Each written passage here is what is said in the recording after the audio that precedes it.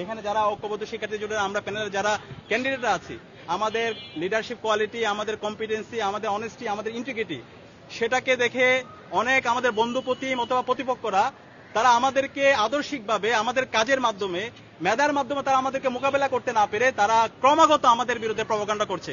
আমাদের বন্ধুদের বিরুদ্ধে সাইবার বুলিং করছে। আমরা সবাইকে আহ্বান করছি, আসেন এই ধরনের কাদা ছুড়ে আমরা বন্ধ করি, আমরা প্রতিযোগিতা করি, আমরা মেধার চর্চা করি, আমরা আইডিয়ার প্রতিযোগিতা করি, আমরা শিক্ষার্থীদেরকে আমরা আগামী ঢাকা বিশ্ববিদ্যালয় কেমন বিনির্মাণ করতে চাই সেই আইডিয়াগুলো আমরা বিশ্ববিদ্যালয়ের শিক্ষার্থীদের সামনে আমরা পেশ করি। এগুলো না করে আমরা যারা প্রার্থীরা আছি, আমরা যদি এইভাবে